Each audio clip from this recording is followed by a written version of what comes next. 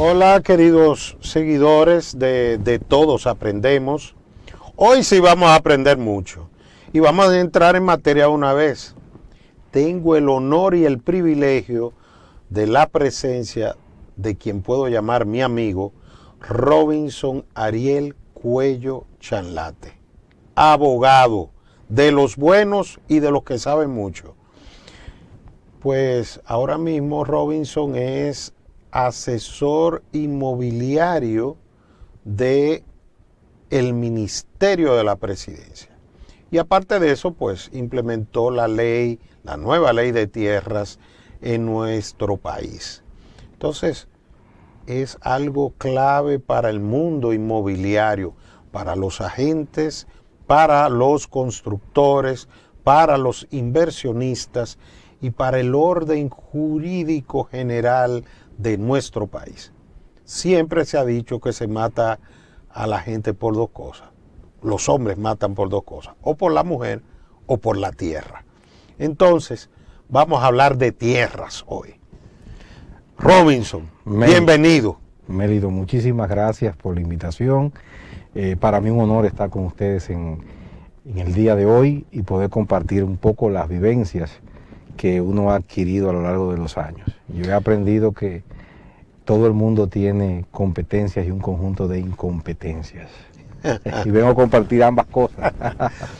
Robinson, yo veo que tú saliste de la UAS como abogado en el año 97. Sí, terminamos la carrera de Derecho en un tiempo olímpico.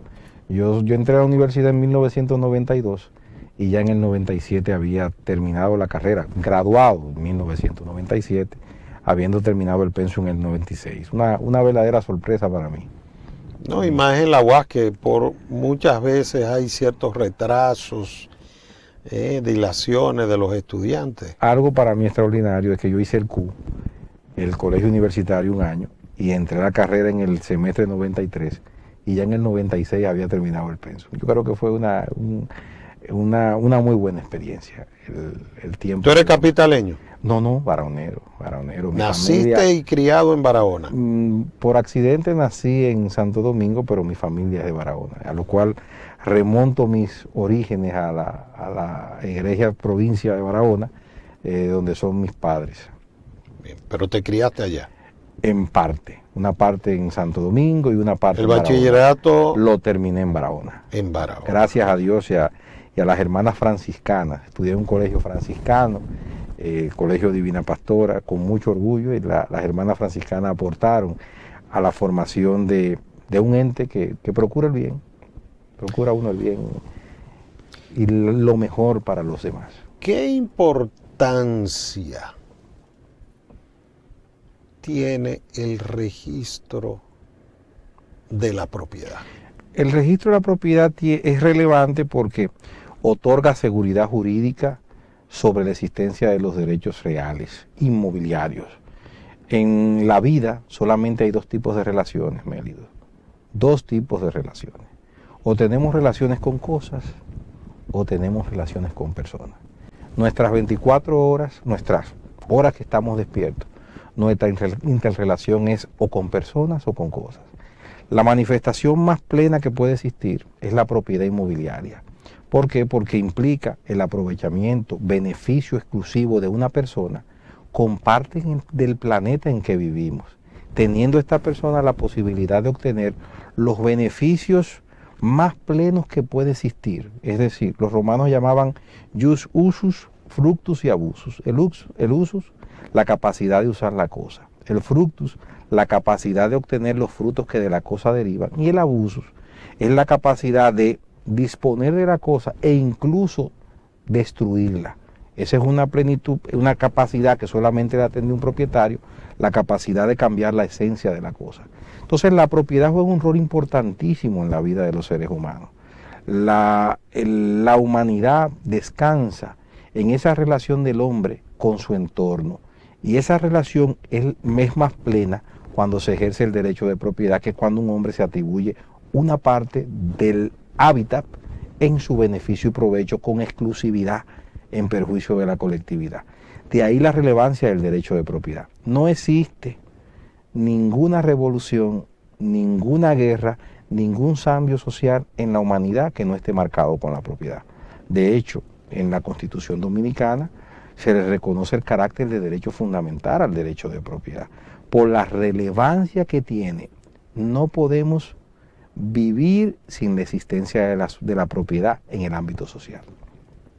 Es decir, imagínate que llegas a tu casa y que te digan hoy en la noche, esta no es tu casa, porque el que se fue para Villa perdió su silla. Eso se traduciría en un ámbito de inseguridad jurídica. De ahí la importancia del registro. En una sociedad organizada donde tenemos que garantizar la pertenencia y la seguridad jurídica, no es posible vivir sin la propiedad. El registro lo que hace es que acredita con certidumbre, certeza jurídica, la ficción, quién es el titular de un derecho. Imagínense que vamos a comprar una casa en un edificio de apartamento y yo tenga que ir puerta por puerta a preguntar quién suponen los vecinos que es el dueño de la casa. No estaríamos en un verdadero orden jurídico. De ahí la relevancia que tiene el registro. Para mí un recuento sumamente interesante que lo refiere Manuel Ruiz Tejada, uno de los mejores autores de derecho inmobiliario dominicano, llegó a ser presidente de la Suprema Corte de Justicia. Sí. Es una frase de un procurador en Francia llamado Dupin, que decía que ante la ausencia de registro, el que compraba no sabía si era dueño. El que pagaba no sabía si tenía que pagar 2 veces. Y el que prestaba no sabía si sería reembolsado. Sin un estamento de seguridad jurídica en la propiedad, viviríamos en el caos. A eso se traduce. Estás tomando la frase de un autor francés. De un procurador francés ante la Corte de Casación. Bien. Diciendo, mira, donde no hay un registro efectivo, el que compra no sabe si es dueño, el que paga no sabe si será obligado a pagar 2 veces y el que presta no sabe si será reembolsado. Dijiste que los procesos de cambio, las revoluciones, han estado marcadas por la propiedad. Por la propiedad. Vamos, ahora que haces referencia de un procurador francés, ¿cómo incidió la tenencia de la propiedad en la Revolución Francesa? La Revolución Francesa es una revolución de clase. Los burgueses no tenían acceso a la propiedad inmobiliaria. Hacían la fiesta, preparaban la corte, no iban a la fiesta ni accedían a la propiedad. Pero eran mercaderes, tenían capitales.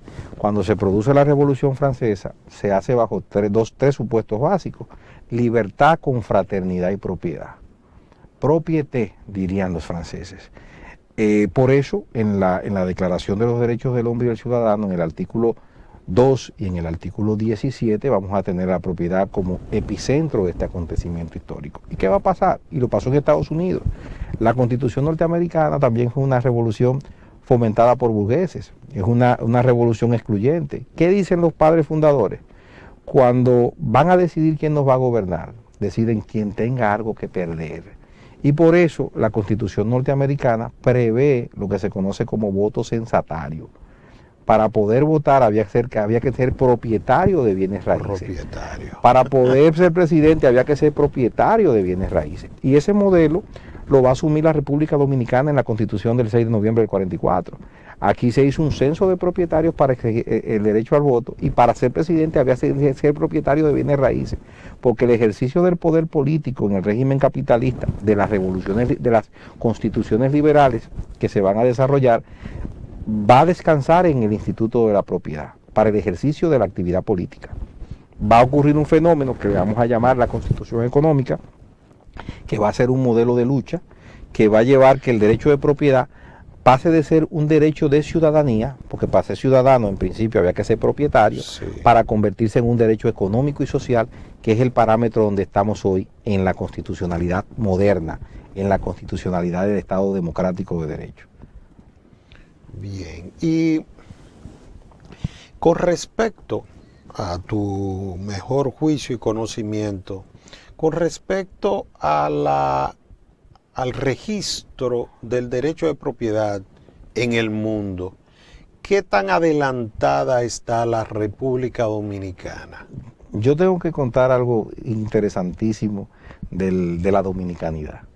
la República Dominicana y el ser como somos, uno de los fenómenos que más nos ha afectado como sociedad, es lo que nosotros vendemos como valor, el tigueraje. Esa capacidad que tenemos de buscar la vuelta a todo ha sido causante de muchas desdichas y también de algunas oportunidades. Esa visión del tigueraje que tenemos ancestralmente hizo que los norteamericanos, una de las causas de la intervención norteamericana de 1916 es el tema de la tenencia de la tierra en la República Dominicana. Fenómenos que se van a dar.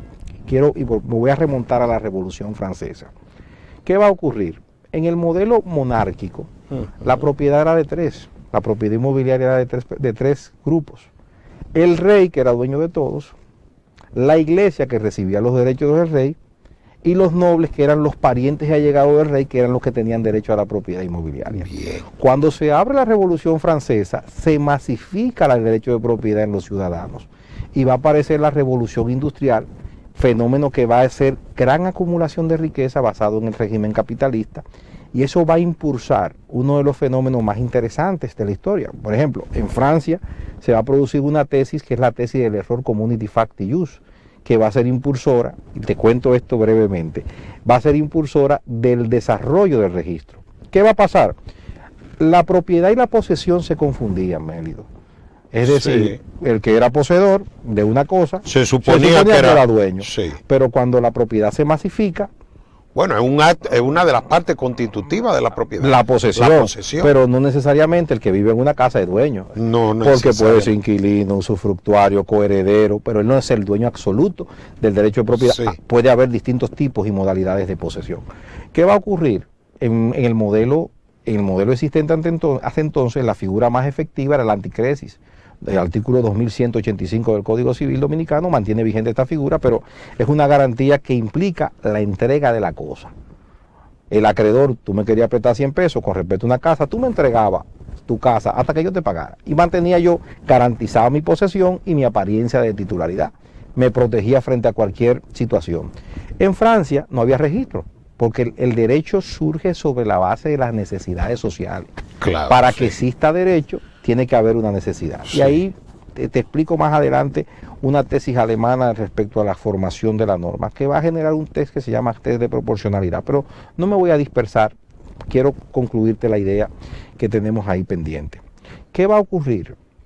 La necesidad de probar con certeza quién era el dueño de la cosa va a ser la impulsora del registro. ¿Por qué? Porque una persona que aparentara ser dueño, que le vendía a un tercero, podía generar un conflicto jurídico. Ahí la tesis del error Community Fact Use. Si yo compro de una persona que aparenta ser dueño, desconociendo que él no lo era porque él lo aparentaba, ¿podría generar derechos? Los franceses entendían que sí, si yo estaba frente a un error invencible. Esa figura se va a transformar en el tiempo y va a ser lo que hoy conocemos como tercer adquiriente de buena fe. Esa teoría del error Community Fact Use que desarrollan los franceses, ante quien estaba frente a un error invencible de una persona que aparentaba ser dueño, va a generar lo que nosotros conocemos como el principio del tercer adquiriente de buena fe. ¿Qué ocurre, Mélido? Había que buscar un método para establecer quién era el dueño de la propiedad. Los franceses desarrollan un sistema llamado sistema ministerial, 1854. El registro no es una creación del Código Civil napoleónico, es un derecho, es una figura que surge posteriormente. Basada en la necesidad. La disposición francesa de 1854... ¿Cómo se registraba? Ese registro existe, no informalmente. Yo te confiaba en el régimen. El rey emitía un documento y decía Robinson es dueño de este terreno. En el derecho indiano hubo repartimentos. En el derecho indiano, es decir, con el proceso de colonización. En el caso, por ejemplo, hispánico, se asignaron peonerías y caballerías a los caballeros y a los peones que vinieron a servir. Y eso se le dieron escrituras respecto a los derechos que se daban. Eso se iba de mano en mano, pero no había un registro formal, simplemente escrituras del rey que se perdían y se pasaban de generación en generación. Sí. Las obligaciones se daban por palabra. Muchas obligaciones se daban con un apretón de mano, con la entrega de una pestaña. Había un método informal y habían escribanos que levantaban escrituras respecto a obligaciones, pero que tenían trascendencia entre las partes. Se genera el sistema ministerial Los dominicanos copiamos esa disposición en 1890 mediante la ley 2914 que está vigente hoy. Nosotros asumimos el sistema ministerial, que es un registro de actos, un sistema de carácter declarativo. Tú llevabas tu acto de venta a donde el conservador de hipoteca, figura que aún existe en los ayuntamientos, es el registro de los ayuntamientos, ese sistema es francés. Ahí se asienta la escritura, el documento que habilita tu propiedad, y se transcribían los derechos. Uno de los fenómenos que marca nuestra sociedad es el desarrollo de la industria azucarera. Para el desarrollo de la industria azucarera, proceso industrial que se realiza en la República Dominicana, se requerían grandes extensiones de terreno. El capital extranjero, el capital norteamericano, viene aquí a comprar grandes extensiones de tierra. Sí. Esas extensiones de tierra requerían títulos, propiedad, certidumbre. ¿Con qué nos vamos a encontrar? Con el tigueraje del dominicano.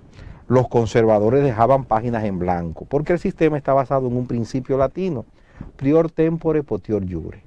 Primero en el tiempo, mejor en derecho. El que primero registra era el dueño.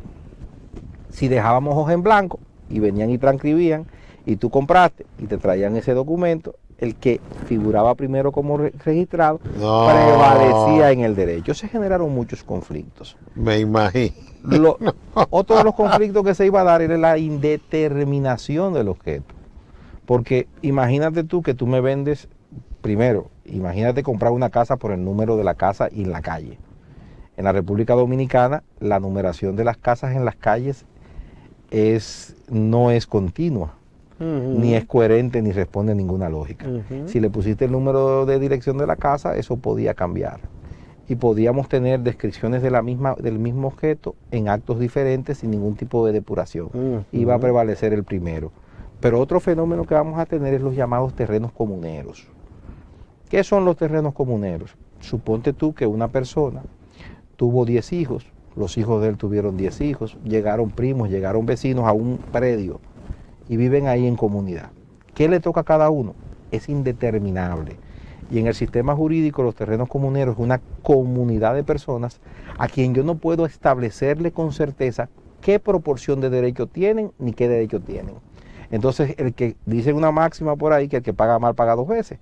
Si eran 60 los comuneros y yo le pagué a 10, los otros 50 venían a reclamarme. Y los norteamericanos vivían en un desasosiego respecto a las inversiones que realizaban en el país. Generando esto, entonces en el gobierno de Moncáceres se dicta la primera ley de mensuras catastrales, que es de 1907. Luego se dicta en 1911 la ley de partición de terrenos comuneros con la finalidad de erradicar, así como hablamos hoy de constancia anotada, erradicar este fenómeno de la comunidad que se daba en ciertas locaciones donde habían cantidad de personas, pero que tú no podías atribuirle con certeza si tenían 5 tareas o 10 tareas o una tarea. Se generó un procedimiento a los fines de eliminar, partir los terrenos comuneros y asignarle una proporción de derechos materialmente determinada con un plano mediante ese procedimiento, que se hacía con un notario público que expedía una escritura y un agrimensor que expedía un plano de lo que le correspondía a esta persona en derecho. Esto no era suficiente para la inversión norteamericana. En 1916, cuando los norteamericanos intervienen, una de las cosas que procuran hacer es buscar un sistema registral. No buscaron el récord, ni el sistema judicial, ni el sistema de los modelos del common law, que son sistemas basados en la confianza. Nuestro tigueraje y nuestra capacidad de mentir, una de las cosas que nos marca como sociedad. Yo soy muy pro dominicano, pero entiendo que si nosotros vamos a cambiar y vamos a avanzar como sociedad, la primera cosa que debemos hacer es cambiar algunas cosas de nuestra idiosincrasia que no están bien. Los modelos, por ejemplo, del mundo occidental están basados en el respeto al juramento, en decir la verdad. Y es una de las debilidades que hemos tenido en nuestro ordenamiento. Los americanos dictan la primera ley de perjurio, que es el planteamiento que está vigente en la actualidad. Mentir bajo juramento implica una sanción penal, pero eso lo impusieron los americanos, al darse cuenta que nosotros éramos proclives a mentir. Y nos traen el sistema más seguro del mundo en materia de derechos registrados. Ellos se van a Australia del Sur, habían instaurado uno de los sistemas más seguros del mundo, llamado Sistema Torrens, Robert Richard Torrens en 1858, había creado este sistema que era reputado como el sistema más seguro e infalible del sistema. ¿Por qué seguro? Porque quien expide el título no son los particulares, es el Estado. Y el Estado a cada inmueble le asigna un plano, lo cual hace que cada derecho dentro del ordenamiento jurídico sea único e irrepetible. Es decir, un plano exclusivo para cada inmueble. Entonces yo vinculo lo que no ocurre en el mundo occidental, lo que no ocurre en Sudamérica, lo que ocurre en Suiza y en Alemania, que son sistemas de carácter constitutivos de derecho, es que se vincula el catastro al registro. Por lo general el catastro y el registro, si te vas a cualquier país latinoamericano, el registro está por un lado y el catastro está por otro. Aquí se vincula en el mismo sistema, donde cada inmueble está identificado, cada título tiene la referencia del plano, la designación catastral del inmueble, que define su superficie, sus límites y colindancia. Eso ofrece un gran nivel de seguridad. Un gran nivel de seguridad. Entonces podemos decir que República Dominicana está al más alto nivel registral. No, porque los dominicanos tenemos una capacidad de reinventarnos. Y ahí nos referíamos al tema. Los dominicanos, en el derecho existen dos tipos de copropiedad. En el derecho comparado existen dos tipos de copropiedad. Está la copropiedad romana, está la copropiedad germánica. Y está la dominicana, que la hemos creado nosotros y nada más existe aquí. Explícame eso, Al sistema más seguro del mundo nosotros le pusimos un ingrediente para debilitarlo. ¿Y en qué consistía? Torres no contemplaba constancia anotada. Torres no contemplaba constancia anotada. Torres contemplaba que todos los inmuebles tenían un certificado de título, que cada título tenía un plano. Entonces nosotros nos inventamos una copropiedad que nada más existe aquí. En el derecho existen solamente dos tipos de copropiedad. En el mundo occidental, a nivel de copropiedad, y eso es un tema sumamente interesante, porque para los franceses la copropiedad fue una aberración después de la Revolución Francesa. Porque el copropietario es dueño, pero comparte su propiedad con otro. Y de hecho, los primeros autores de derecho que estudian el derecho de propiedad dicen, pero espérate, si la propiedad es el derecho de gozar y disponer de la cosa del modo más absoluto, ¿cómo va a ser que yo tengo otro que también tiene los mismos derechos que yo tengo sobre la cosa? Entonces, la copropiedad termina siendo una complejidad. Sin embargo, es un valor del mundo contemporáneo. Copropiedad romana y germánica, te la puedo explicar más adelante, pero te voy a explicar la dominicana. Los dominicanos nos inventamos que tú podías ser dueño de parte de este estudio, de 5 metros dentro de este estudio, sin saber qué parte era. La constancia anotada. La constancia anotada, pero eso nada más existe aquí. Entonces te di superficie de algo que es mucho más grande. Te di un subconjunto de un conjunto mayor, pero no identificado como un polígono, sino identificado con una unidad de medida, que tú puedes ubicarla en cualquier lugar que tú quieras. Eso debilitó al sistema más seguro del mundo de manos de los dominicanos. Entonces la ley 1542 de 1947, un poco una recreación del problema comunero, lo hemos llevado al tema de las constancias anotadas. Es decir, es como la evolución del problema de los terrenos comuneros, lo trajimos a las constancias anotadas y esto se constituyó en el caldo de cultivo para el fraude, el litigio, las contestaciones judiciales que hoy subyacen en nuestra sociedad. De hecho, por eso los esfuerzos para erradicarlas.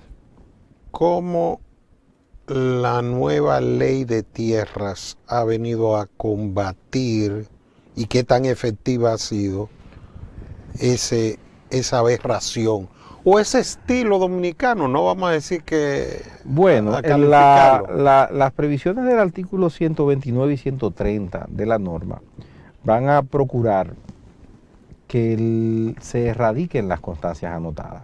De hecho, vamos a ver en el 129 una prohibición para la expedición de nuevas constancias anotadas. La Suprema Corte de Justicia, con la facultad reglamentaria que retienen en la norma, estableció una disposición, que es la resolución 517-2007, que es el reglamento para el control y reducción de constancias anotadas. Cuando se hicieron los estudios respecto a las operaciones... Por eso es que se prohíbe la venta de constancias. La expedición de nuevas constancias anotadas. Es a partir de esa reglamentación, en ese momento, para el año 2007, el 85% de las operaciones en la República Dominicana inmobiliaria estaban sustentadas en constancia anotada. que era vender parte. ¿Y ahora? Ahora están restringidas. ¿Por qué? Porque yo no puedo vender, yo puedo vender una constancia anotada expedida antes del 3 de abril del 2007 por una única vez. Es decir, si yo tengo una constancia anotada que se expidió en el año 2005, yo puedo venderla por una única vez siempre que sea su totalidad. Pero rehago la pregunta. ¿Qué tanto, si antes teníamos el 85% en constancia anotada, es decir, había un 15% debidamente titulado y deslindado? Certificados de título que estaban ya... Ok, ¿qué tanto hemos progresado del 2007 hacia la acá? métrica exacta, por hacer correcto, no podría yo especular acá, pero entiendo que las operaciones en constancia anotada ahora mismo deben estar por debajo del 10% de las operaciones. ¿Por qué? Porque lo que se están es agotando las constancias anotadas que son anteriores al 2007. O sea, que ahora podríamos decir que el 90% de las operaciones están sustentadas en certificado de título. Sí. ¿Por qué? Porque solamente se admite una única venta de una constancia anotada, siempre que la expedición de la constancia haya sido anterior al 3 de abril del 2007. Luego, el que va a transferir tendría que hacerlo agotando un proceso de deslinde, agotando un procedimiento de deslinde. Se han buscado otras fórmulas que son paliativos al tema, y es lo que se permitió en la resolución 355-2007, que es realizar deslinde con contrato. Yo tengo una constancia anotada de 1 millón de metros y a Melido le vendí 5.000 con un contrato. Yo no puedo llevar ese contrato de venta al registro. Yo tengo que ir a deslindar esa porción de terreno, esos 5.000 metros, usando mi contrato, y ahí pasaría ya la operación, ya el inmueble que me van a expedir el título es un inmueble deslindado. Georreferenciado, porque todos los inmuebles a partir del año 2007 están georreferenciados.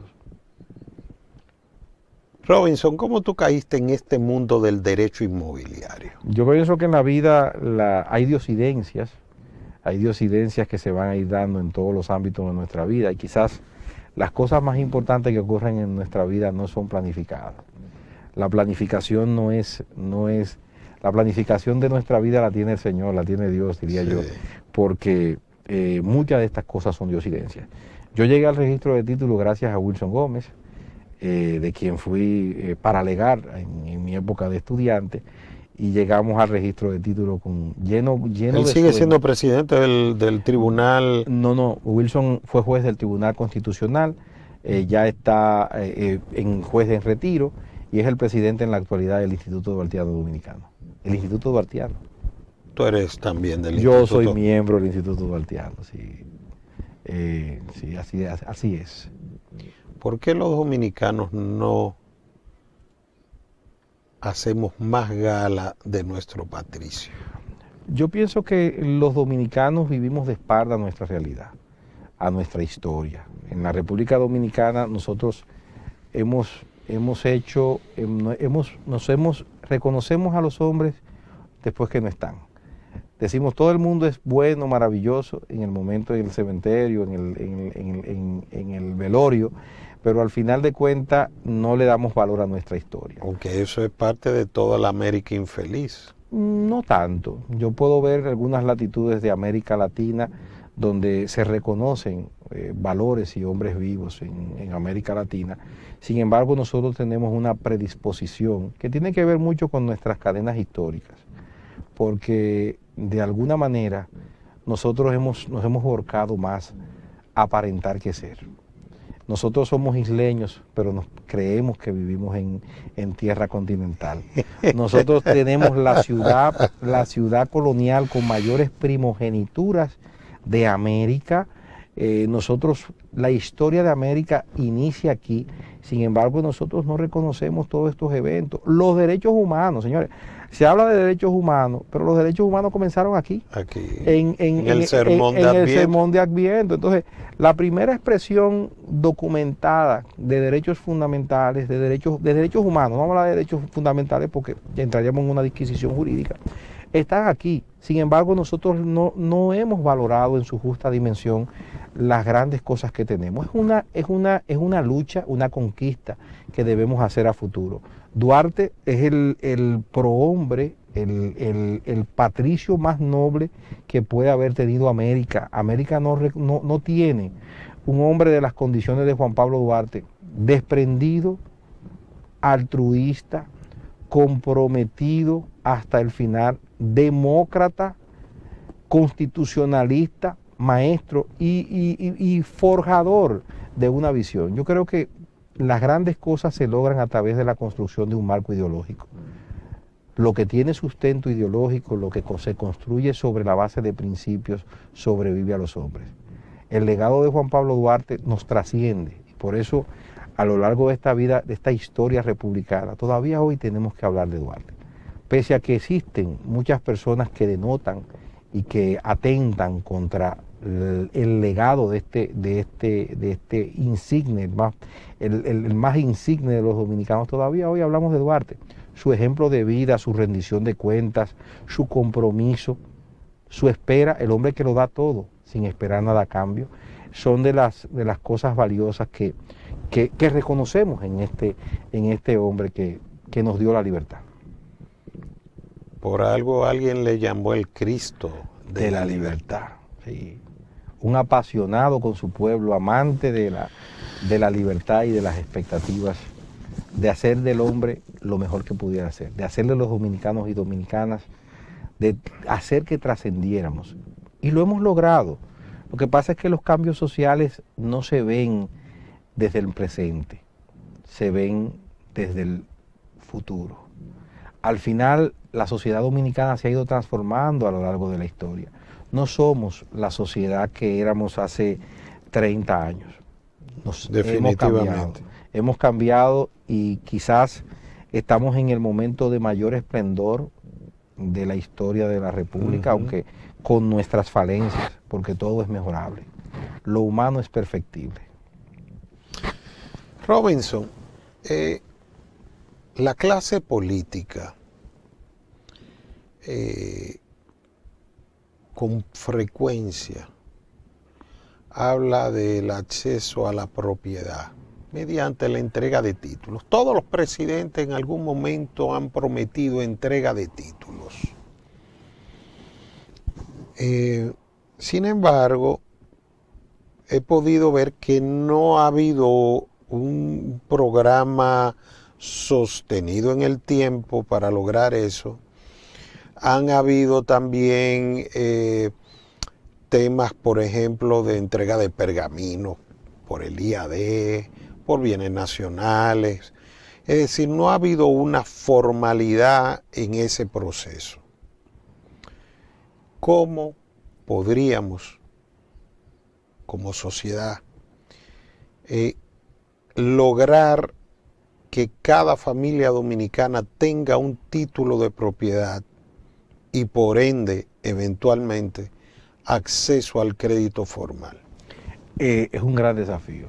Desde el punto de vista del estudio de lo que son las políticas públicas de los estados, se ha descubierto que el estado es demasiado pequeño para la satisfacción de las necesidades de todo el colectivo. Sin la intervención privada, sin la intervención de todos, no será posible alcanzar este desafío, porque el Estado podrá satisfacer estas necesidades hasta donde sus posibilidades se lo permitan. Para el Estado es un gran desafío y se ha hecho. Tenemos 40 años, tenemos 60 años haciendo programas de asistencia social, desde los gobiernos del doctor Joaquín Balaguer, donde se hacían programas de mejoramiento social, donde se entregaban viviendas, donde se entregaban apartamentos, con la finalidad de promover la dignidad humana. Asentamientos humanos, organizados, formales, promover la vida del hombre, generar oportunidades y hacer posible que estas personas no solamente sean sujetos formales de crédito, lo que dirían autores. Pero el bien de familia no bloquea ese... El bien de familia bloquea esa posibilidad de acceder al crédito, pero hay muchas posibilidades y se han generado algunas figuras que han permitido, por ejemplo, en parte en algunos procesos, el Estado Dominicano ha entregado propiedades, ha vendido propiedades no sujetos a esta formalidad. La ley establece que todos los programas de asistencia social donde el Estado done tiene que hacerlo bajo la condición de bien de familia, pero es intentando proteger. Y eso no es promover la pobreza. En cierta medida sí, pero procura proteger a estas personas que por lo general no tienen el nivel educacional de entender el valor que implica la propiedad. La propiedad es un elemento liberador. De hecho, en las sociedades del mundo occidental, del primer mundo, la hipoteca es un elemento de oportunidad, es acceder al crédito territorial, es yo obtener los capitales que me hacen falta para emprender. Y cuando analizamos las expectativas de un autor que usted, gracias a usted, tuve la oportunidad de acercarme a él, Hernando de Soto, a partir del Misterio del Capital, se descubre que la formación de la riqueza se hace a partir de la propiedad y de la infraestructura legal que respalda la propiedad. Es decir, ese capital muerto de una persona que tiene una propiedad pero que no puede monetizar, que no puede acceder a un financiamiento, a fuentes de riqueza. Que no lo puede hacer fungible en el mercado. En el mercado es un atraso. Ahora, desde el punto de vista de la política pública, el Estado, y ahí vamos a pensar en el artículo 8 de la Constitución, la función esencial del Estado es la búsqueda de mecanismos que fomenten, bajo un esquema de dignidad humana, el perfeccionamiento de la condición humana. Y vamos a tener en la Constitución el acceso a una vivienda digna como un derecho fundamental. ¿Qué está procurando el Estado?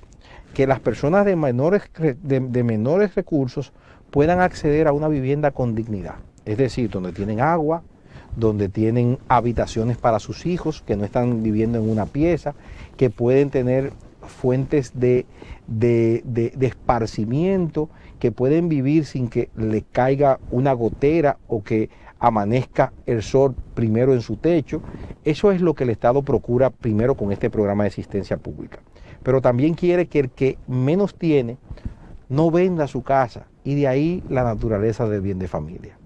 Que ese que menos tiene, que esa persona que ha vivido en la marginalidad, no sea perturbado por quien tiene mayores recursos, para que él venda la vivienda y vuelva otra vez a la marginalidad. Y esa es la finalidad del bien de familia. Si bien es cierto que saca a esta persona del comercio, que saca este bien del comercio, protege este bien para que la familia garantice vivir bajo una vivienda digna. Ese modelo tenemos que educar a nuestro pueblo, tenemos que irnos liberando. Yo te voy a hacer un planteamiento en ese aspecto, porque veo una intención asistencialista de parte, consuetudinaria, por parte de los gobiernos dominicanos. Y si ponemos condiciones que hagan que sea el ciudadano que quiera empoderarse de lo que en los hechos tiene y posee. Yo estoy totalmente de acuerdo, y ha sido parte de mis propuestas a lo largo de los años, de que tenemos que empoderar a los ciudadanos con fuentes de financiamiento cada vez más flexibles, con préstamos a más largo plazo, con tasa de interés más baja, para que sean los ciudadanos los que se promuevan. Porque siempre hemos visto que lo que nada nos cuesta, no lo valoramos. No valoramos lo que no nos ha costado nuestro esfuerzo. Y en definitiva, promover al ciudadano diciéndole: usted gana 10,000 pesos, usted está pagando 5,000 de renta, pero usted va a pagar 6 ahora por su casa. Y que esa persona contribuya, porque los programas asistenciales lo que hacen es que le quitan a uno para darles a otro. Y al final se estancan cuando se acaban los recursos de quienes producen los fondos. Si el Estado dominicano establece un fondo y dice: señor ciudadano, usted está ocupando esa propiedad de manera irregular, no tiene el derecho de propiedad sobre la tierra que usted ocupa. Venga, que yo le presto para que usted le pague al propietario, y aparte de eso usted pueda mejorar su vivienda. En vez de hacer programas de acceso a una nueva propiedad que requiere de mucho más requisitos que la que ya ocupa. Al final hay un problema, y es el problema de los asentamientos urbanos irregulares.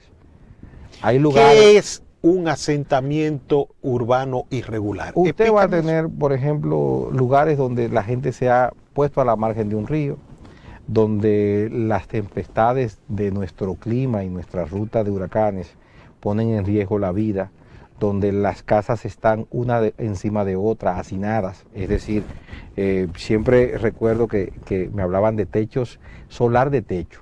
Y en lugares donde hay marginalidad, la gente va vendiendo los espacios de techo, el vecino le dice al otro vecino, mire, yo voy a construir, te invierta para yo poner viga fuerte para que usted construya encima de lo mío.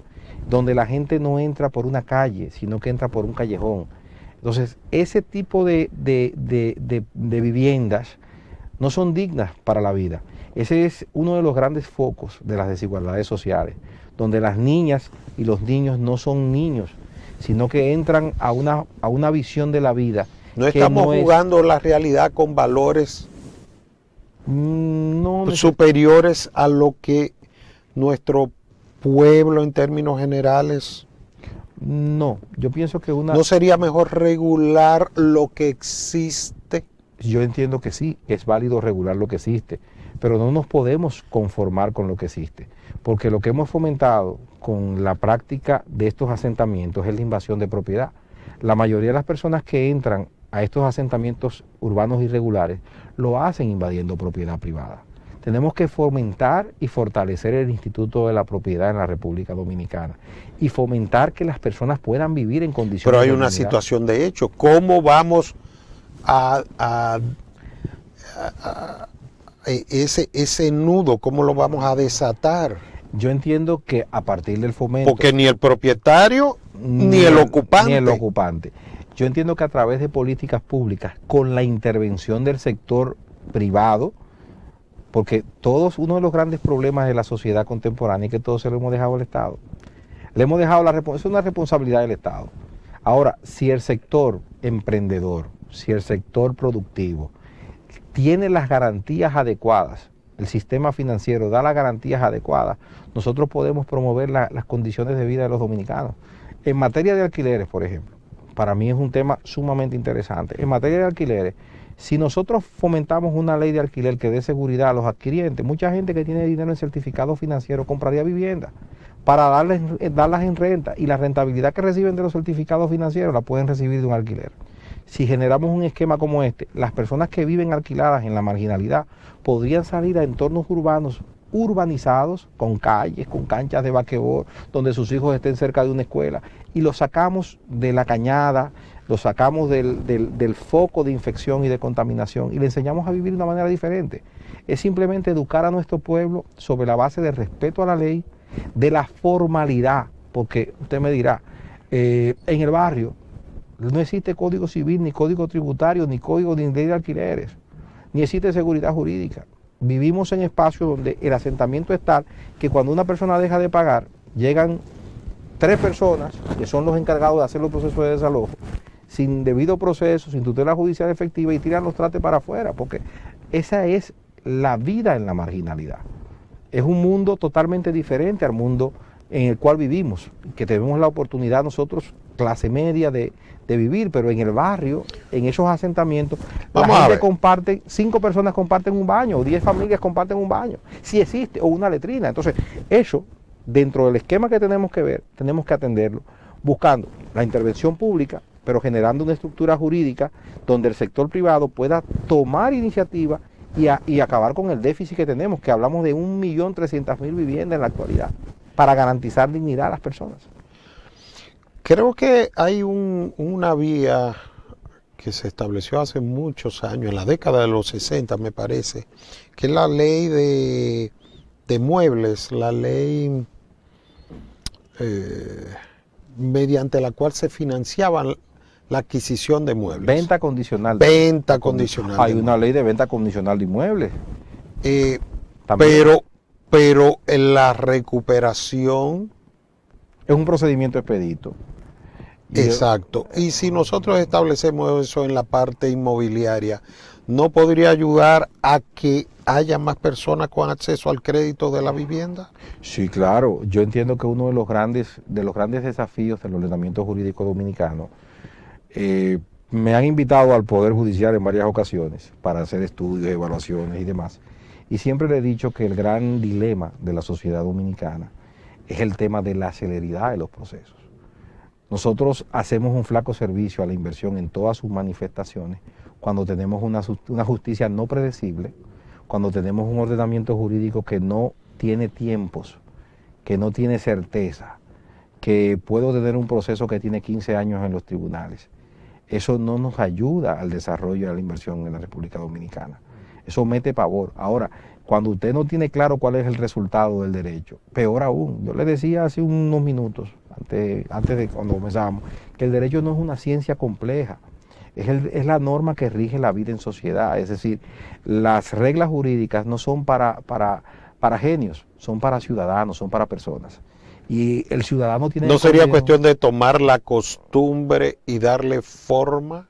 Lo que pasa es que probablemente las costumbres no necesariamente son buenas. Las costumbres, hay costumbres y usos que son insanos y que son antivalores para la sociedad. Entonces, hay algunas cosas que tenemos que normarlas sobre la base de la lógica del buen vivir y de hacer lo correcto como sociedad. Tenemos que avanzar y uno de los grandes desafíos que tenemos es la mora judicial, la dilación y la falta de certeza de cuál es el resultado de una decisión judicial, porque si yo tengo claro que una botella de agua cuesta 20 pesos, no me puede costar 150. Entonces, en definitiva, ese entendimiento de lo que ha de ser el derecho en todas sus facetas es necesario y la solución judicial no debe ser compleja. Si las cosas son y están claras para todos, la solución judicial tiene que ser algo muy simple, rápido y expedito. Y eso nos va a dar la oportunidad como sociedad de poder avanzar, de poder garantizar derechos e intereses en el sistema. Vamos a entrar en una parte que creo que puede ser interesante. Estamos presentando un desarrollo importantísimo en el sector turístico dominicano. Una figura es el tiempo compartido, la propiedad fraccionada. ¿Qué opinión te merece y si está regulado dentro de la ley de tierras? ¿Qué deberíamos ajustar en ese orden? La ley no prohíbe la copropiedad. Ahora, la ley no ha establecido ni existe un modelo en la República Dominicana que establezca, porque ya esto es derecho personal. Es decir, yo quiero separar lo que es derecho real de lo que es derecho personal. Derecho real es copropiedad. Yo puedo tener 50 copropietarios, N número hasta el infinito de copropietarios. Ahora, la regulación de la transacción que exista entre ellos para el uso de su propiedad no es parte del registro inmobiliario. Pero entonces el traspaso de esa... Yo puedo transferir mi cuota. Yo puedo transferir, si nosotros, por ejemplo, compramos 10 personas un apartamento y decimos que cada uno tiene un 10% del apartamento, el sistema inmobiliario me lo permite. Ahora, el acuerdo transaccional que existe entre nosotros respecto... Pero eso no es registrable. No es registrable, porque eso es derecho personal. Y es variable, porque nosotros podemos cambiar el acuerdo cuando queramos. Y voy a condicionar ese acuerdo a cada vez que yo lo modifique y llevarlo al registro. Ahora, yo sí puedo establecer, Melido, que 10 personas son dueñas de una propiedad o 20 personas son dueñas de una propiedad. Ahora, el acuerdo interno que ellos tienen para regular su relación de copropiedad, eso es ya un tema de derecho personal que no atañe al registro. Así como en el registro hoy no le están poniendo los apartamentos, cuántas habitaciones, cuántos baños tiene, de qué tipo de piso tiene, o si tiene madera preciosa o no preciosa, eso es variable. Porque mi apartamento yo lo puedo hacer, le puedo quitar una habitación. Sí. Y entonces voy a tener que ir al registro para decir que yo le quité una habitación al apartamento. No. Y yo puedo quedar contigo que a mí me toca el mes de enero, pero nos pusimos de acuerdo en que no, que ya yo no quiero el mes de enero, que quiero el mes de noviembre. Vamos a ir al registro a registrar que tú y yo cambiamos el mes por ser copropietarios. Eso es derecho personal. Ahora, mi condición de propietario, yo la puedo acreditar plenamente en el registro, sin ningún tipo de inconveniente. Robinson, soy agente inmobiliario y a nosotros nos siguen muchos agentes inmobiliarios. ¿Qué le recomiendas tú a alguien que transacciona inmuebles? Básicamente, intermedia en la transacción de inmuebles. yo entiendo que es una relación de confianza, pero que debe ser documentada. Yo recomiendo a los agentes inmobiliarios que cada vez que capten una propiedad, llenen un formulario, una carta donde se acredite la condición, la relación, el vínculo existente entre el agente, el propietario. Cada vez que usted muestre una propiedad, establezca el vínculo de presentación de forma escrita, de forma expresa. Le diría yo, hoy el mundo ha cambiado y cuando le hablaba hoy de los fenómenos sociales, incluso existen muchos mecanismos hoy probatorios. En el ámbito jurídico el derecho tiene tres aristas importantes. Una es una historia.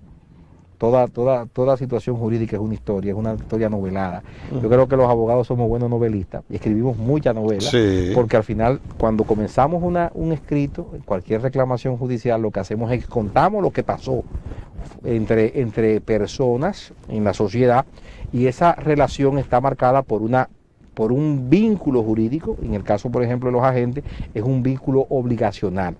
Ahora, yo tengo una historia, tengo una ley que protege los hechos que se cuentan en la historia, pero requiere un elemento que es la prueba.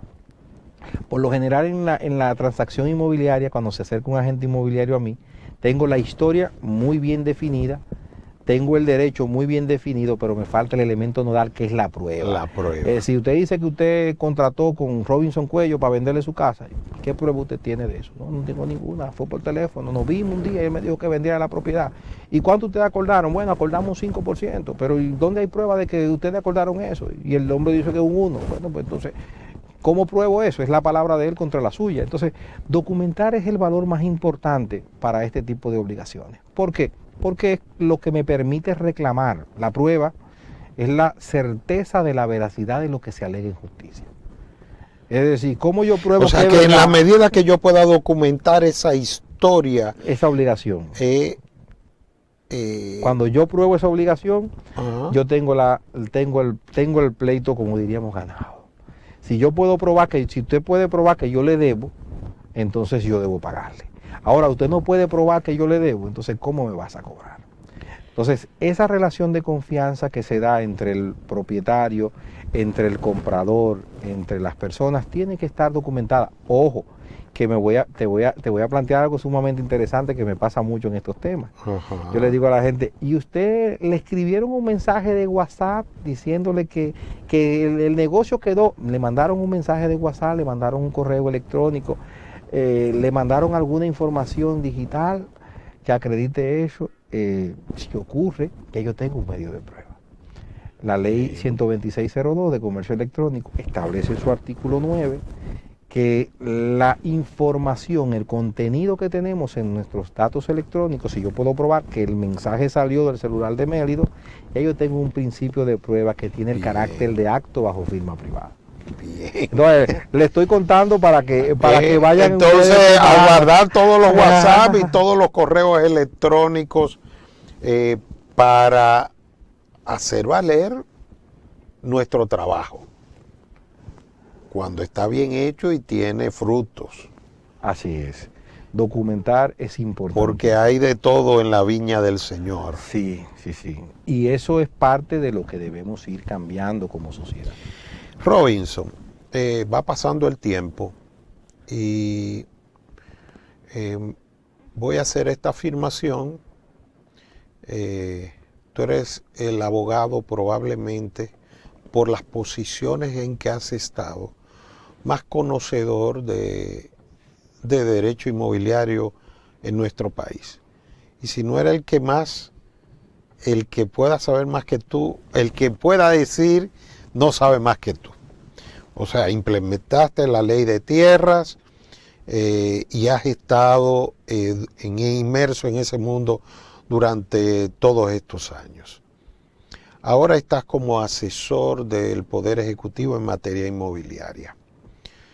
Pero vamos a ver, a sacar de la mente y el corazón de Robinson Cuello. Si tú pudieses escribirle una carta a Santa Claus, al niño Jesús, pidiéndole un regalo, para el mundo inmobiliario, para el derecho de propiedad, ¿qué tú le pedirías? ¿Qué cambiarías? ¿Qué procurarías? Lo primero que hacemos que hacer es garantizar de forma efectiva el derecho de propiedad. A partir de ahí comenzaría todo. Hoy en la República Dominicana es un tema de alto riesgo, las invasiones, el restituir un derecho de propiedad después que se pierde. Nos hace falta crear instituciones que sean lo suficientemente fuertes para garantizar el estamento de la propiedad. Si nosotros creamos precedentes claros de forma efectiva, yo pienso que vamos a mejorar mucho nuestro tema de seguridad jurídica, nuestro tema de acceso al derecho de propiedad. Poner orden en la casa es importante. Ese valor que maneja De Soto, de lo que es la formalidad que convierte el capital muerto en activo de valor, está basado en la construcción de un sistema jurídico lo suficientemente robusto que garantice los derechos, que permita la movilidad, que permita la inversión y que dé garantías dentro del ordenamiento. No es casual que conforme De Soto, que los países más ricos del mundo son aquellos que tienen un estatuto de propiedad, de movilización de la propiedad inmobiliaria de manera eficiente. Ese sería el elemento nodal para la transformación social de la sociedad dominicana. Esto generaría un espiral y un efecto dominó importantísimo. ¿Por qué? Porque a partir de la formalización de la propiedad y de la seguridad en la propiedad, se desarrolla uno de los fenómenos más interesantes sobre los cuales descansa el mundo contemporáneo, que es el derecho de crédito. La gran transformación de la humanidad se ha dado sobre la garantía que otorga el derecho de propiedad. Y es importante decirte que el 95% de los capitales mundiales están avalados en garantía inmobiliaria. El 95% nos ocurrió para el año 2002 con la crisis financiera de la República Dominicana. Me tocó a mí, por ciudadano de sección, yo pienso que yo he sido un hombre afortunado en la vida, sentarme con las autoridades y la gente del Fondo Monetario Internacional. Y el fondo decía en su momento que para saber el tamaño de un banco había que saber qué tamaño era su garantía hipotecaria, qué tanta inversión tenía en inmuebles. Porque los valores... avalado en inmuebles, porque la mayor cantidad de dinero que ubica la banca está sustentada en propiedad inmobiliaria. Y de hecho, el desarrollo del mundo occidental está avalado en una figura que se llama hipoteca. De hecho, si vamos a la legislación española, la ley de registro española se llama ley hipotecaria, porque fue para proteger los capitales y créditos que se creó el registro, porque el registro, la hipoteca opera a partir del registro. Y esta impulsó el garantizar los derechos de crédito, es uno de los grandes impulsores de los sistemas registrales. Garantizar el dinero de quien lo presta de manera efectiva y segura. De ahí que para mí el pilar esencial que debemos mejorar como sociedad está dado en la infraestructura legal. Dotar a las personas de certificado de título, darle valor a ese certificado de título, eliminar los conflictos derivados de la tenencia de la tierra y la propiedad, van a permitir que la sociedad dominicana pueda crecer en valor y en oportunidad. Si vemos cómo hemos desarrollado el ha sido sobre la base del derecho de propiedad, pero vemos hoy, por ejemplo, la zona sur del país, es donde menos títulos hay, donde el campesino no tiene la posibilidad de tomar un crédito formal para desarrollar una industria, para desarrollar una fábrica, para comprar tecnología de desarrollo de la tierra. Y es a partir del estamento de la propiedad que podemos hacer esa transformación. Hace muchos años me tocó una consultoría para Sur Futuro. Y yo concluía, había una depredación en la cuenca alta de Sabana Yegua, donde los campesinos iban cortando árboles y quemando tierra para siembra de... Y yo decía, bueno, es que en la medida en que esos campesinos no se provea de un certificado de título y no se les dé un asentamiento formal, ellos van a seguir buscando la tierra que le provea mayores oportunidades y se van a ir moviendo de un lugar a otro, destruyendo. Y es generar un vínculo de un hombre con la tierra. es generar el vínculo del hombre con su entorno, esa pertenencia que implica el derecho de propiedad, ese asentarme y entender que yo pertenezco a esto y que esto me pertenece a mí y que yo debo transformar mi entorno para mejorar mis condiciones de vida y las de mis hijos y las de mi familia. Y ahí subyace ese valor de la propiedad. Seguridad jurídica, oportunidad, y yo creo que podíamos avanzar más de lo que hemos avanzado como sociedad. Hemos avanzado, no lo suficiente, pero podemos avanzar más. Robinson, ha pasado ya una hora, que es el tiempo que tenemos establecido para este programa. Contigo podríamos estar muchísimo tiempo más aprendiendo y nutriéndonos de tus conocimientos, ideas y sabiduría que has adquirido en el día a día. Simplemente agradecido y un honor de que tú nos hayas dado este plato fuerte en este programa de Todos Aprendemos. Gracias por tu presencia. Muchas gracias. Buenas noches.